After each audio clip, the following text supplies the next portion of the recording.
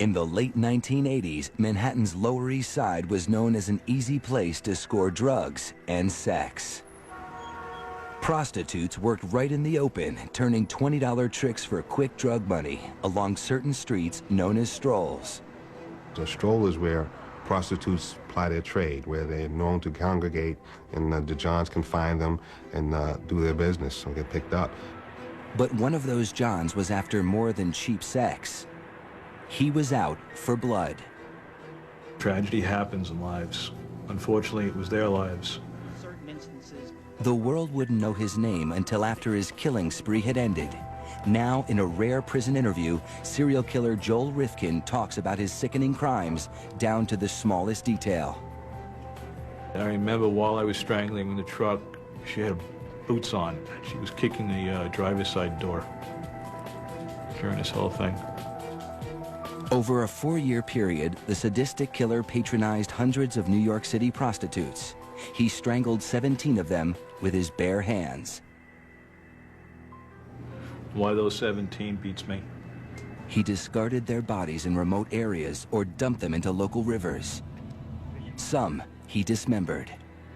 Cutting up a body, yeah, it's grotesque and repugnant to most people, but it's at a level less than the actual killing. No one knew about his cold-blooded killing spree. Not the police, not the press, not the public, not even the prostitutes themselves. People in that environment almost go virtually unreported and slip through the cracks. 22-year-old Tiffany Bresciani was his last victim. She was just very happy and beautiful and loved people. Tiffany had moved from Louisiana to New York to become an actress or a dancer. But instead of finding Broadway's bright lights, the city's dark side got her first. To support a drug addiction, she turned to prostitution. I still have that heartache, you know, it never goes away. There's that empty feeling sometimes, you know, without her. In spite of her troubles, Tiffany remained in close touch with her mother. But in June of 1993, she stopped calling home. She'd call about 3 times a week, you know. We really kept in touch that week that it happened. I said, did she call yet? And I had the most awful feeling. What happened to Tiffany might never have been discovered if not for Trooper Sean Ruane of the New York State Police Department. Early in the morning of June 28th, Ruane was patrolling Long Island's Southern State Parkway when a pickup truck caught his attention. I observed a tan Mazda pickup truck with no license plate on the back. We decided to pull the vehicle over. Instead, the driver took off. We're in pursuit of a vehicle, failure to comply. It's not high speed or anything, it's just failure to comply. But before long, Ruane was going nearly 100 miles per hour, trying to keep up with the truck as it sped through Nassau County. Barreling through stop signs and around corners, the driver seemed willing to do anything to get away. The vehicle actually went up onto 2 wheels, and I thought it was going to actually roll over. Lucky for him, it landed back on 4 wheels. After a frantic half-hour pursuit, the driver's luck ran out when he crashed into a streetlight. I ran up to the driver's side of his car, opened the door. He happened to be sitting in the driver's seat with his hands up like this, basically giving up. Very kind of casual, actually. As Ruane began inspecting the vehicle, he caught a whiff of something evil, a telltale odor almost every police officer knows. It appeared to be the odor of decaying flesh. In the back of the pickup, Ruane discovered a blue tarp and the horrifying secret it concealed. It appeared as if someone was just rolled up in like a blanket, and upon pulling back the tarp, we realized that there was a deceased subject in the car. I was never expecting that. The grisly find was radioed back to headquarters. Expired cadaver inside a plastic bag, a body inside a plastic bag in the back of the trunk. Then the suspect's identity was revealed. White male, last name Rifkin, first name Joel, date of birth 012059. 34-year-old Joel Rifkin remained oddly calm at the scene, even while he and Ruane were sitting in the patrol car waiting for homicide investigators to arrive. He actually thanked me for turning on the air conditioning and said, you know, thank you for turning on the air conditioning because I know where I'm going. I'm not going to have that. Rifkin was taken to police headquarters in East Farmingdale, where detectives began interrogating him. From the start, he was cooperative. He admitted that he patronized prostitutes quite a bit, and that the body in his trunk was a prostitute. In fact, that he had patronized and had strangled while having sex with her. The victim was Tiffany Bresciani. Rifkin told investigators he had picked her up on Manhattan's Lower East Side. That was someone I met in the city, and things didn't go well. After killing her, he drove her body to his mother's house and stored it in the garage for 3 days before trying to dispose of it. Pretty unusual. We never thought that somebody could do something like that.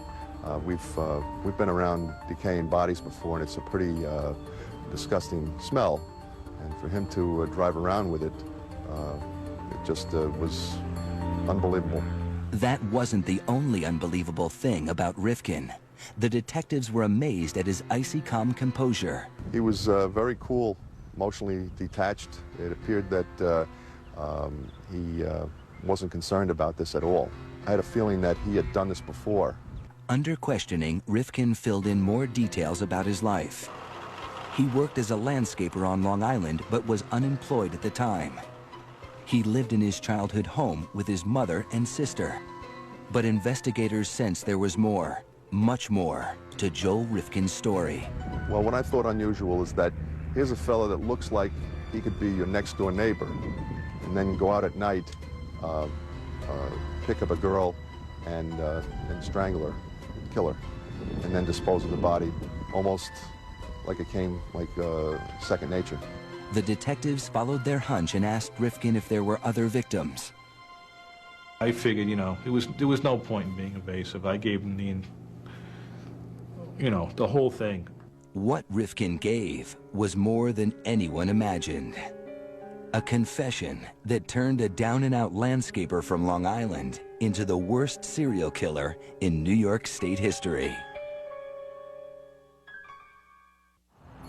At police headquarters, Joel Rifkin was playing a cat-and-mouse game with detectives. The 34-year-old unemployed gardener just confessed to the murder of Tiffany Bresciani, whose body was found in the back of his truck. But investigators believe there was more to the story. 7 hours into the grilling, Rifkin began to crack. They were wearing me down. It was already getting into afternoon. I'm tired. Didn't sleep the night before. They're very good at what they do. They know how to bring you to the edge and then take you back and then bring you back to the edge again. The detectives wanted to know how many other women he had killed. And then he decided to play a numbers game with me. And we asked him, like, how many have you done, 100 or so? And he said, no, I did not do it 100 times. And I came out with more than one, less than 20. And going through different numbers, he said 17. He gave us the number 17. Even to such seasoned homicide detectives, the number was a shock. When that came out, that number came out, I was taken aback a little bit. He fed off of that.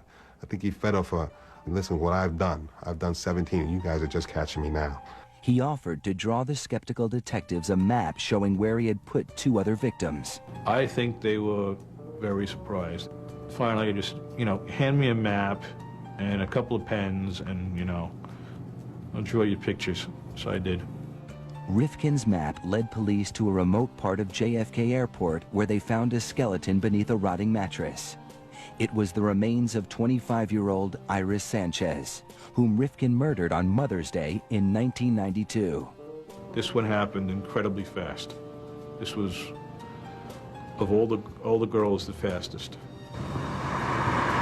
The other body was also where the map indicated, just off the highway in the Hamptons. It belonged to 28-year-old Lauren Marquez, a mother of 2 from Tennessee. I just basically leaned over her and grabbed her neck. We were able to recover these 2 bodies that had not been discovered before. So that pretty much put him in the realm of being believable. Now, with 3 confirmed bodies to his deadly resume, the detectives understood who they had captured. Not just a suspected murderer, but a confessed serial killer. I sensed that he had no remorse, and I don't think he thought of the victims as human beings. I think he thought of them as just as swatting a fly. On that June day in 1993, the interrogation stretched on for 12 hours as Rifkin described each of his 17 murders in gruesome detail. His recollection was very amazing. You can recall all these things from 1989. He went all the way to 1993. With each victim, how he killed them, which ones he dismembered, how he disposed of them. Before the day was out, police executed a search warrant at his childhood home. His bedroom was a mess, filled with used dishes, soiled clothes, and discarded magazines. But among the filth, the detectives discovered valuable evidence, hundreds of personal items from his victims. We were overwhelmed, like, how are we going to go through this and go through meticulously? We started to find identification and jewelry and different things belonging to girls, underwear, clothing. Rifkin had saved trophies from each woman to help him remember the murders. As the numbers started to increase, an ID would, okay, that has a photo, I know who that girl was, or a piece of jewelry, okay, I know that it's from that girl. So yeah, it would help keep the sequence and to remember who was who and remember the events. Those become very important to him. Many times it's an aid in reliving the fantasy. Detectives also found a collection of research material on other serial killers. We found newspaper articles chronicling other serial killers at the time, Jeffrey Dahmer, Arthur Sawcross, different books on the Green River Killer.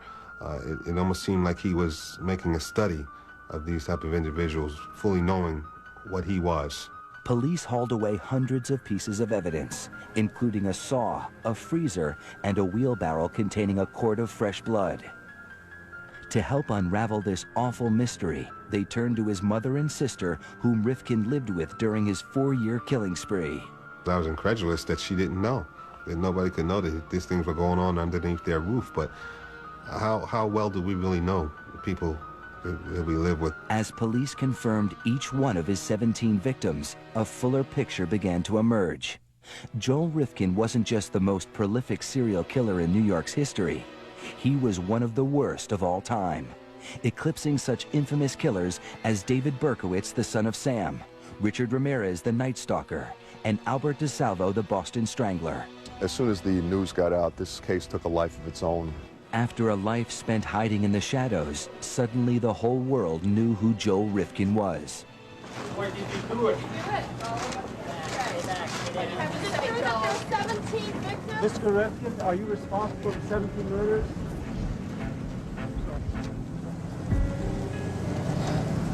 Mr. Rifkin has spoke of 17 homicides that he committed.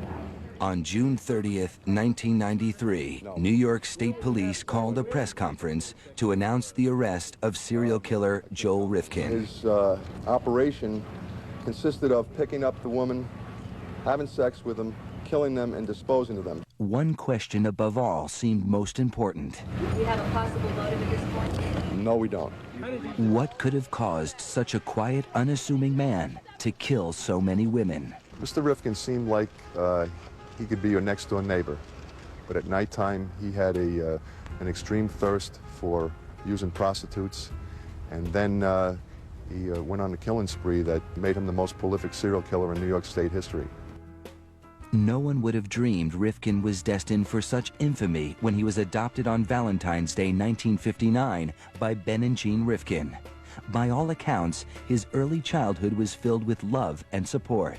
Started out very loving, very, typical. My memories are mostly a few years of home movies and a lot of photographs. As we got older, though, and more of our personalities came out, more and more it became my father's little disappointment. Rifkin's father was a standout athlete and math whiz in college who had gone on to become a successful engineer at Brookhaven National Laboratory. He grew impatient with his son Joel, who had a high IQ of 128, but was plagued with severe dyslexia and coordination problems. Like every father, he's very excited about teaching me sports. He tried teaching me how to throw a football, which was his sport in high school. I couldn't catch the thing, and he just got, after a year or two, he got extremely frustrated, and that was that. No more football. Rifkin also had trouble connecting with children his age. By the time he entered school, he was constantly tormented by bullies, often in front of girls. Anybody who wanted to make a reputation as a tough or, you know, one of the local hoods, I was one of the first guys they looked for.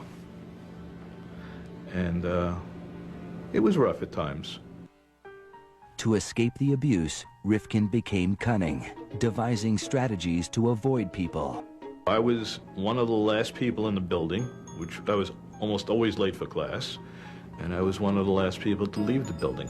If everybody's gone, it's safe to go. Isolated at school and at home, Rifkin retreated to his bedroom, the one place he felt safe. There, behind closed doors, his deviant ideas came to life. I develop, if I'm that type of person, a fantasy life. And I'm in my room or in my private place with this fantasy life where no one attacks me, no one makes fun of me. I'm in charge, I'm in control of that. And if that feels good, I'll continue that fantasy life, I'll elaborate on it. Rifkin's fantasy life began to overpower his hold on reality. After seeing the Alfred Hitchcock movie Frenzy as a teenager, he developed a sexual obsession with strangling women.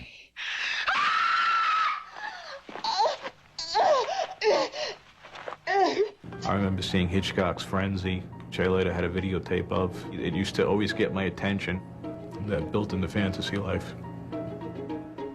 Rifkin graduated from high school in 1977.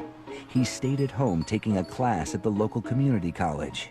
1 year later, he enrolled at the State University of New York at Brockport, 200 miles away.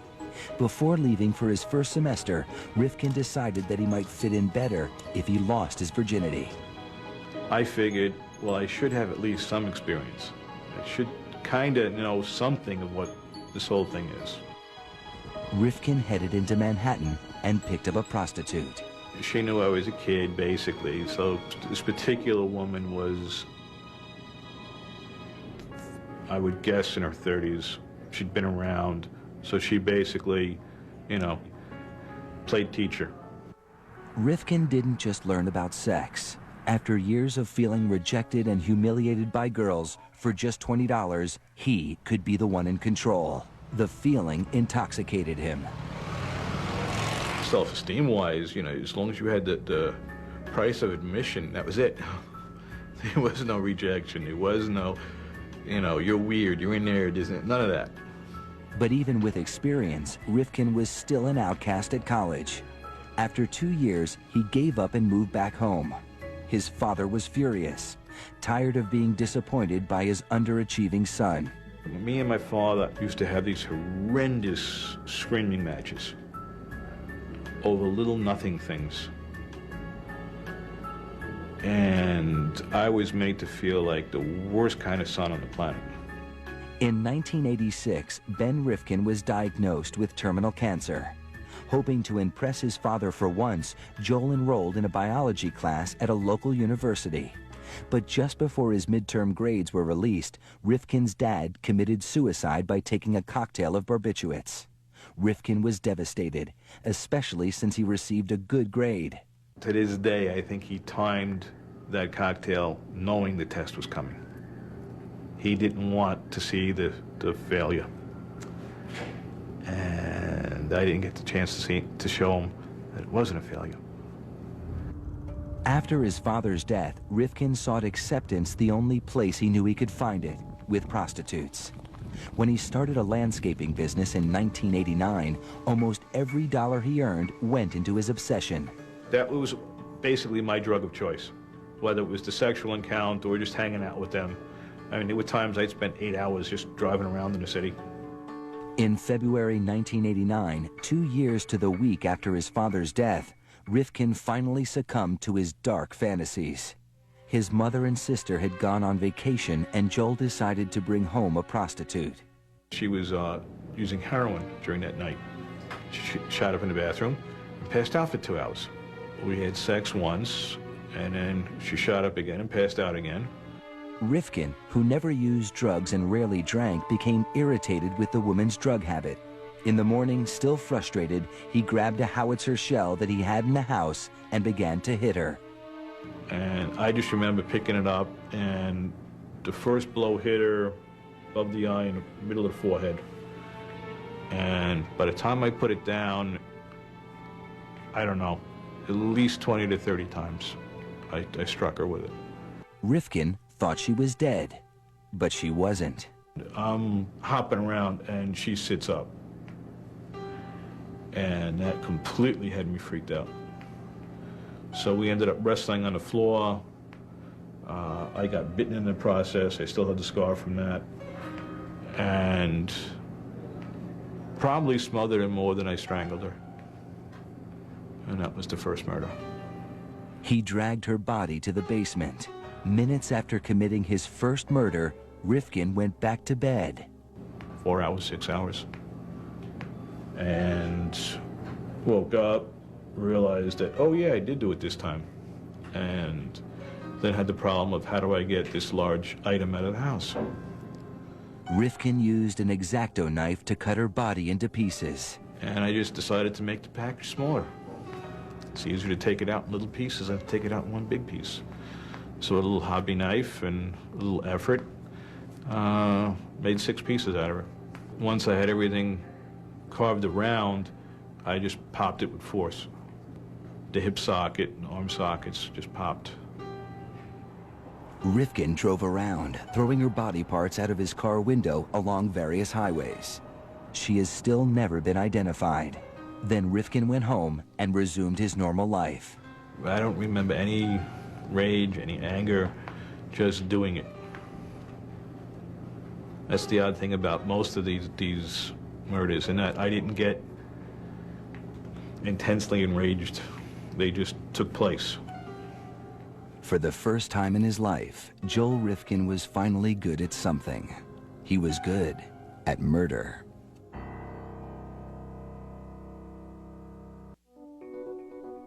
After the first murder, Joel Rifkin was terrified of getting caught. Whoa, I can't believe I did this, and it was driving down the block, I'm counting the cars.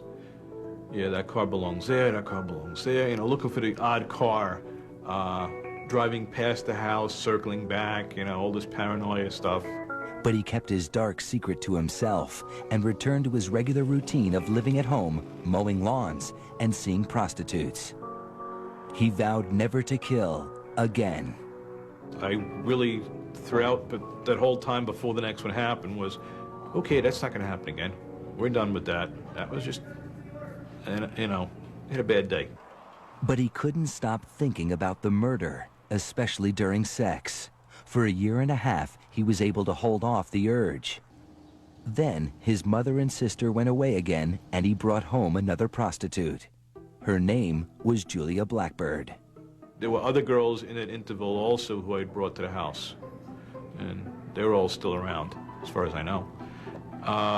So I don't really know what the particular spark was.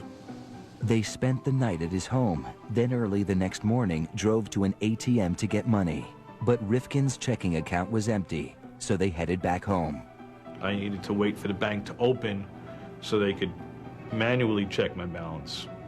So we went back to the house, and we had to kill about an hour and a half. Yeah, good choice of words. This time, Rifkin used a table leg. I hit her, knocked her out in one blow, and then strangled her for about 20 minutes, which I was basically strangling her corpse after a while. Rifkin thought about having sex with her dead body, something he had read about while researching serial killers. The thought occurred to me because I had heard of it, and then I shook off the thought and said, no.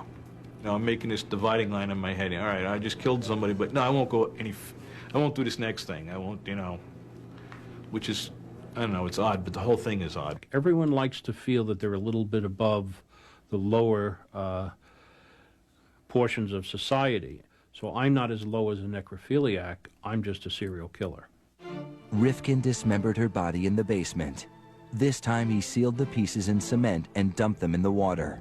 They went into various channels and rivers along New York City. To the best of my knowledge, they haven't found anything. The second victim also hasn't been located. He kept some jewelry, costume jewelry from this victim. Now, a killer for the second time, Rifkin became emboldened. Just 4 months later, he struck again. The third victim, which we know as Barbara Jacobs, a white female about 32 years old, he picked up Barbara to 12th Street and 2nd Avenue in New York City. Like the others, he killed Barbara at his home in East Meadow. We had sex in the guest bedroom, and she went to sleep, and I was up and roaming the house.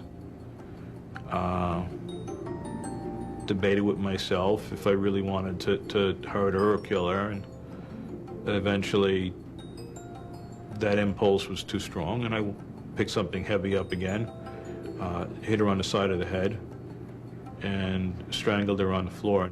Rifkin kept her body in the basement for 2 days. The body had just begun to change. It looked like it was bloating, so I became afraid to cut it. So I had found a mattress box, or some kind of narrow, long box, rectangle. So I slid her into that and dropped it in the Hudson River. Her body was found shortly afterwards, but never identified, remaining a Jane Doe until after his arrest. Rifkin didn't care. They were objects. You know, I didn't think of them as having anything else but drug habits and, you know, sex for money. In my mind, they never had families, never had anything. These killers, over and over again, have an abnormal need for power and control. We all like a certain level of power and control, but they have an abnormal need for it. Why? Because it was taken away in their earlier years. So now they're going to react, and now they're going to try to overcompensate for that. Self-employed, with no friends or social life, Rifkin was able to carry on with impunity.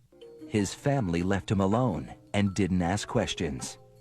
Mom was like, hey, as long as he's not moping, as long as he's out doing something. His family pretty much were resigned to the fact that the type of person he was, a loner, kept to himself a lot up in his room. He would be out roaming at all hours of the night. That was a normal course for him, as far as the family was concerned. A few of the women actually escaped his death grip, unaware of his fatal intentions. One girl she managed to hook her foot around and lift me up to the roof of the car. And broke contact, and I'm basically dangling like a bug. And I relaxed, she relaxed, and she was like, I gotta quit doing this.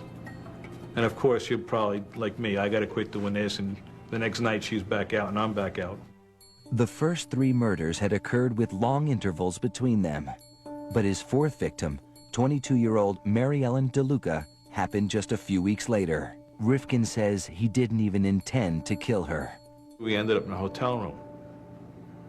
My thinking was, 2 people walk into a hotel room, 2 people have to come out of a hotel room. So I was looking for ways to avoid the killing. In the room, DeLuca began to lament about her life. She was saying stories of how she had just come out of rehab and now she's getting stoned again, and her life is crap and this has got to stop and I wish I was dead. And I was like, she didn't have to say much more after that. Rifkin grabbed her throat. So we didn't even have any sex. Nice, the heck with it. Never even started the sex act, just strangled her. Now he had a problem. He had to get DeLuca's body out of the motel without anyone seeing. Pulled the curtains down, do not disturb on the door, and I went shopping for a trunk like a kid takes to summer camp. He got the idea to use a trunk from the same Alfred Hitchcock movie that gave him his first sadistic fantasy. That idea I lifted from Frenzy. The idea worked. Her body, partially decomposed body, was found on October 1st, 1991, adjacent to a rest area in Route 32 in upstate town of Cornwall, New York. Rifkin was not only killing more frequently, he was getting better at it. But he wouldn't get away with it forever. As the body count grew, Joel Rifkin began taking bigger chances. He murdered his 5th victim, 21-year-old Yun Lee, in his truck near the Williamsburg Bridge. I just grabbed her by the neck and didn't let go. It was broad daylight. Rifkin propped Yun Lee's body up in the passenger seat and took the expressway back to Long Island. I had to get gas. So I pulled into the self-service gas station there with body on the front seat. He drove to a work lot where he stored gardening equipment and put her body in the same steamer trunk he had used to hide his previous victim. Then, Rifkin returned to the city and dumped the trunk in the Harlem River. Her partially decomposed body was found in the body of water off Randall's Island in New York City. Just days later, he killed again. Victim number 6's body has never been recovered. He strangled this female who had sandy-colored hair. He placed her in a metal drum, and he placed this drum in the Harlem River. While disposing of this still unidentified victim, Rifkin was nearly caught by 2 police officers. I roll the barrel off, splash, turn around, and there's a flashlight. And it's 2 of New York City's finest. What are you doing? He told the officers he'd been scavenging for car parts. The cops let him go. That was the type of thing, yeah. Rifkin went on to kill 11 more women. His murders didn't stand out in a city that was averaging 2,000 homicides a year. The multitude of cases and homicide cases and victims that in New York City, a jurisdiction like New York City gets, this is just an unfortunate thing sometimes. By the end of 1991, his 3rd year of killing, Rifkin had murdered 7 women. In the next year alone, 1992, he killed 8 more. I'm not even thinking about it anymore. Some of these other girls, it just didn't take anything. Very almost automatic. All of his victims were strangled. Joe Rifkin is a true sexual sadist. That thrill that he gets, it gets intermingled in sex. But again, keep in mind that tremendous feeling of power and control he would have strangling a defenseless prostitute. By discarding the bodies over a wide area, Rifkin kept police from connecting the murders. Nobody Rifkin knew suspected anything either. If you met Joel on the street, you would think that he was an unassuming guy. I don't think you'd take a second glance at him. Then, in late June 1993, Rifkin picked up his last victim, Tiffany Bresciani, while driving his mother's Toyota. He strangled her in the back seat and drove home. She's naked. I threw some car mats on her. I remember passing a tour bus, deciding it's not a good road. And I remember pulling off, drove to Kmart. Rifkin bought a blue tarp to wrap up Tiffany's body. Now it's around 9 o'clock in the morning. Drive home. Mom has some shopping errands to run. And it's her car. So Mom drives off with basically a very odd-shaped package in her trunk. And Mom never used the trunk that morning. After his mother returned, Rifkin moved Tiffany's body to the garage, where he left it for 3 days. Very hot days, and now it's nice and ripe. Early in the morning of June 28th, Rifkin drove off to dispose of Tiffany's body. But his truck's license plate wasn't properly attached. I heard it fall, and I'm a sloppy mechanic. There's tools everywhere. So I thought I had left a wrench or a socket someplace, and it bounced off. Soon after, Rifkin saw flashing lights in his mirror. Knowing the police would smell the stench from Tiffany's body, he decided to make a break for it and drive into the ocean. I was looking for literally a place to crash. I figured sink the truck, swim, hide under the pier for a while. I don't know what I was thinking. Instead, Rifkin crashed into a light pole after a 30-minute chase. He offered no resistance as Trooper Sean Ruane took him into custody. He asked me, he's like, why were you stopping me anyway? At which point in time I advised him that the reason why we stopped him was because there were no license plates on the vehicle. At which point in time he responded, you know, it's always a 25-cent part. Joel Rifkin's killing spree was finally over. The world was shocked when it learned of his crimes. After being invisible for so long, Rifkin was now in the spotlight. His trial loomed ahead. Soon, he would have to face the families of the women he murdered. My daughter didn't, she didn't deserve to die like that.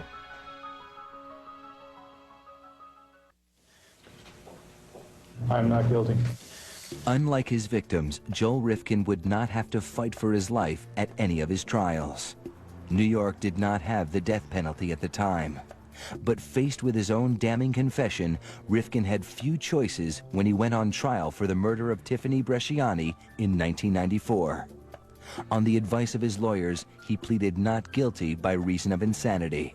The insanity defense at that point loomed as the most viable course to pursue if we were going to, in some way, try to impress upon the jury that Joel truly didn't appreciate the consequences of his actions. Rifkin's attorneys fought to suppress his confession, arguing that it was coerced. Rifkin insists he asked for a lawyer several times during questioning. I asked for an attorney about 20 times, but when it comes to, I guess, a crime this heinous, constitutional rights get forgotten about. It's not unusual afterwards for the defendants to make all sorts of claims about what they asked for or what the police did or said to them. His confession was ruled admissible. 10 months after Rifkin's arrest, the trial began. The prosecution portrayed Rifkin as a cunning killer who knew exactly what he was doing and went to great lengths to hide his crimes. He was bright enough to be able to pick the type of victims that would not be noticed missing right away, to do it, to kill these people in areas that would provide him with seclusion, and dispose of the bodies in such a way that law enforcement wouldn't be able to put one together with another. They also depicted him as a sexual sadist. He got sexual pleasure not only in killing these young women, but in keeping items from them, their identification cards, items of their clothing, some jewelry, and reliving that pleasurable experience of killing them in the secrecy of his room by holding and looking at all these items that he had stolen from them. As terrible as it is, what more power do you have over someone than life and death when you're strangling them? The defense argued that Rifkin was a paranoid schizophrenic, legally insane, and incapable of comprehending the consequences of his actions. We were claiming that he was laboring under such a pernicious disease that he really wasn't appreciative of what he was doing. Tiffany Bresciani's mother testified at the trial. I knew I had to take a stand not only for my daughter, but for all women in the world. The mothers of 2 other victims were constant fixtures at the courthouse, demanding justice. They wouldn't let me do it, I'll kill him myself. Rifkin's mother was there as well, standing by her adopted son in spite of his gruesome crimes. I didn't know what unconditional love was until my arrest. In the courtroom, Rifkin appeared disinterested, falling asleep several times during the trial. After 2 weeks, both sides made their closing arguments. The dead, even though disposed of, were dates to Joel Rifkin. His mind never drew the connection between what was real, what was fantasy, what was life, what was death. He knew when he killed Tiffany Bresciani that he was a serial killer. He knew it. He was studying it. He was reading about it. He had articles on Jeffrey Dahmer and Arthur Shawcross and others in his room. And he was doing it to satisfy his own sexual perversions. The case went to the jury. 2 hours later, the verdict was in. As to count 1, murder in the 2nd degree, what is your verdict? Guilty. At sentencing, the judge gave Rifkin the maximum. You have been found to have knowingly committed the most heinous act one can commit against a fellow human being, the taking of a life. You, Joel Rifkin, are hereby sentenced to an indeterminate term of imprisonment with a minimum of 25 years and a maximum of your natural lifetime. I don't hate him. I don't hate anybody.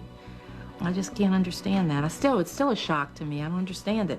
Over the next 2 years, he entered guilty pleas to 8 more murders. In 1996, when he was sentenced for the murder of Iris Sanchez, Rifkin offered his first apology. What I have done can never be forgiven, but I ask you to believe me when I tell you that I will never understand the part of me that caused me to do these terrible things to your children. Not only will I go to my death reliving these horrors, but I will go there never knowing why I did them at all. You all think that I am nothing but a monster, and you are right. Part of me must be. The judge was unmoved. Mr. Rifkin, in case there is such a thing as reincarnation, I want to be sure that you spend your second life in prison also. In all, Joel Rifkin was sentenced to more than 200 years in prison. Today, he has nothing but time to contemplate his crimes. I really didn't get a firmer grasp of what I did until around 9/11, when people were putting posters up looking for loved ones, and that made me realize, yes, there are families and what the families went through, and it changed perspective on a lot of it. Because many serial killers were abused as children, psychiatrists looked there for the source of Rifkin's violent impulses. But with such a normal childhood, Rifkin himself says he doesn't know why he turned into such a monster. They're looking for the cigarette burns, they're looking for the broken bones, and it's just not there. And that's one of the big mysteries for them and me. I'm not 100% evil, and I'm not 100%, not. It's a mix, unfortunately. After taking antidepressants prescribed by prison doctors, Rifkin says he now sees his crimes in a different light. Now the memories are the reverse of fantasies. Now I wake up. Now it's like a kid waking up from a nightmare. They come and I wake up and get something to read to distract myself. But Rifkin also says he can't guarantee, if he had the chance, that he wouldn't kill again. The honest answer is I don't know. I don't know if I was released if I'd ever kill again. I might.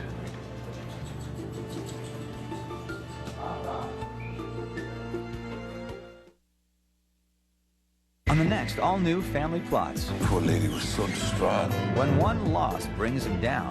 He'll dwell about this lady's death for the rest of the day. One life can cheer him up. Chuck took his kitty to a costume party. I think we need a little help. Up against the ropes, baby. An all-new Family Plots. Sunday at 9 on A&E.